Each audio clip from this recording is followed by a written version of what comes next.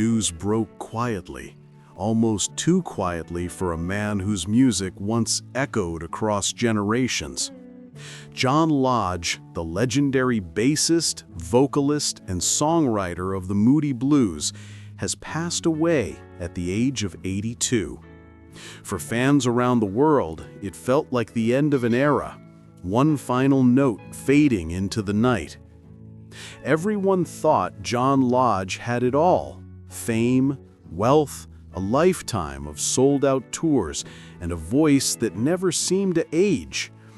But behind the gentle smile and the polished stage persona, there was a man carrying the weight of time, illness, and an unspoken sadness. Friends close to him say he never stopped missing the bandmates who had gone before him: Ray Thomas, Graham Edge, and others who built the Moody Blues' timeless sound. In his final interviews, Lodge spoke softly about the ticking of life, a phrase that now feels hauntingly prophetic. He talked about the loneliness of outliving those who once stood beside him, and how every stage he stepped on now felt like a room full of ghosts. For over 6 decades, he played the soundtrack of love, loss, and dreams for millions. And yet, in the quiet of his final days, even his own voice seemed to fade into the distance, just like the final echo of Nights in White Satin. But the truth behind John Lodge's final goodbye is much darker.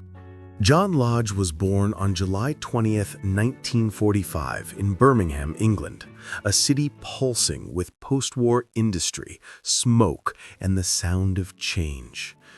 He grew up in a working-class family where music wasn't luxury, it was escape. His father worked long hours, his mother hummed old British tunes while cooking dinner, and little John spent hours staring at a borrowed radio, captivated by the melodies pouring for the static.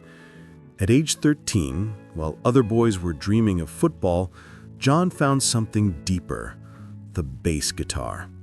He once said, "When I first heard Buddy Holly, I knew I didn't just want to listen to music, I wanted to live it."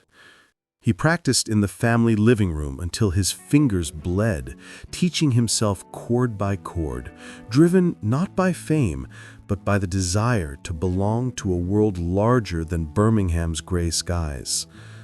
By the late 1950s, the British rock scene was exploding, and John, still a teenager, was already performing with local bands. He attended Moseley School, where he met another young dreamer named Ray Thomas.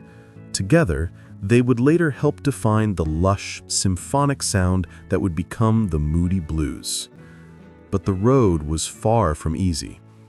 His parents wanted him to study engineering, to find a real job. For a time, he listened. He studied engineering at college, tried to settle into normal life. Yet each night, his mind drifted back to music, the rhythm, the bass line, the feeling that he was meant for more. Years later, he would recall, "I wasn't born to build machines. I was born to build melodies." And with that conviction, he stepped away from a stable future and into the uncertain world of rock and roll. When John Lodge officially joined the Moody Blues in 1966, the band was at a crossroads. Their early rhythm and blues style had failed to keep pace with the rapidly changing music scene. The British invasion was in full swing, and fans were hungry for something deeper, more emotional, something that transcended pop.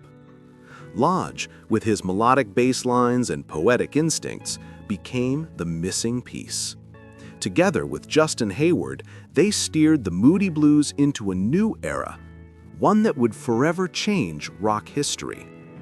Their 1967 album, Days of Future Past, fused rock with orchestral arrangements, creating a symphonic masterpiece that critics didn't understand at first, but the public adored.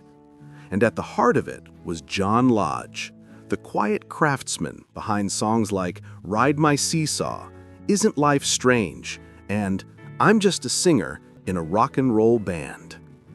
His bass didn't just keep rhythm, it told stories. It pulsed with emotion, as if echoing the heartbeat of a generation searching for meaning in a world spinning too fast. By the 1970s, the Moody Blues had become one of the most successful progressive rock bands of all time. Stadiums sold out across America. Albums went platinum. John, the once shy boy from Birmingham, was now living the dream, touring the world, meeting legends, and playing to seas of fans singing his lyrics back to him.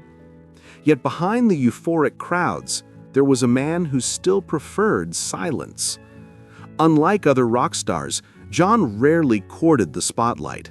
He stayed loyal to his bandmates, to his family, and to the music itself.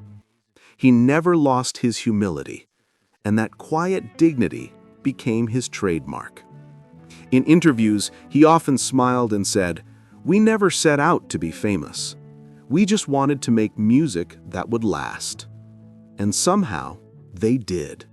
By the late 1980s, the Moody Blues were icons, but time was beginning to leave its mark.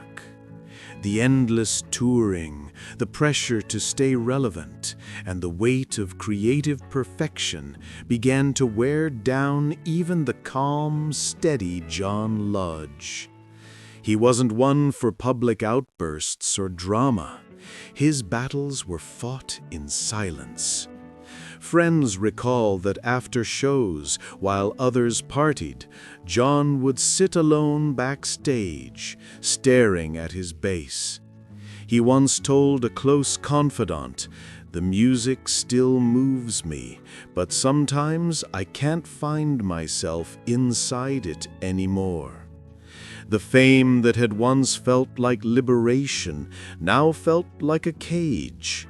He watched the industry change, synthesizers replacing orchestras, quick fame replacing craftsmanship. The world no longer wanted poetry, it wanted noise. And for an artist like John Lodge, whose music was built on soul and meaning, that realization was devastating. The 1990s brought personal loss. The deaths of his close friends and bandmates, especially Ray Thomas and later Graham Edge, cut deeply. Each passing felt like a chapter closing.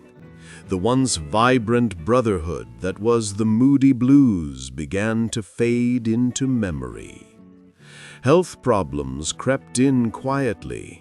Years of travel, exhaustion, and the natural toll of age began to show. But John refused to stop. He toured solo, released albums, and carried the band's music like a sacred torch. Even as his voice grew thinner, his heart remained full of devotion. In one of his final interviews, he admitted, "Sometimes I feel like the last one standing in a field where the music has stopped." It was a haunting foreshadowing, one that fans now realize was a farewell long before his final breath. In the final years of his life, John Lodge grew quieter, more introspective, as if he knew the curtain was slowly closing. He continued performing whenever his health allowed, determined to keep the spirit of the Moody Blues alive for the fans who had loved them for more than half a century. But behind the stage lights, his strength was fading. In early 2025, his family revealed that he had been struggling privately with a long-term illness, one he had kept secret from the public. Those close to him said he refused pity. He wanted to be remembered not for his suffering, but for the joy his music brought. Even in his final days, he kept his guitar nearby. Sometimes, when words failed him, he'd simply strum a quiet chord, close his eyes, and whisper, It's all about love, always was. On the evening of September 26, 2025, John Lodge passed away peacefully at his home, surrounded by family and the soft hum of his favorite record spinning in the background, Nights in White Satin. Outside, fans began gathering with candles, vinyls, and flowers. Around the world, radio stations replayed his songs, their echoes filling the air like a gentle farewell. For many, it felt as though a piece of their youth had died with him. And as tributes poured in from artists, friends, and fans, one phrase kept repeating: "The voice of the Moody Blues has fallen silent, but his music never will." Today, when people speak the name John Lodge, they don't just remember a musician. They remember a man who gave his life to melody. He wasn't loud or flamboyant. He was steady, grounded, and true. In an industry filled with ego, he was humility itself. Justin Hayward, his lifelong friend and bandmate, said in his tribute, "John was the heart of the Moody Blues. His bass carried our dreams, and his voice carried our souls." That sentiment echoed around the world. From Birmingham to Los Angeles, fans lit candles and played Ride My Seesaw, not in sadness, but in gratitude. Generations of musicians, from symphonic rock artists to modern indie bands, have credited John Lodge and the Moody Blues as inspirations for daring to blend beauty with intellect, emotion with sound. He helped turn rock into poetry and time into harmony. And now, as the final notes of his life fade, one truth remains. John Lodge never chased fame. He chased meaning.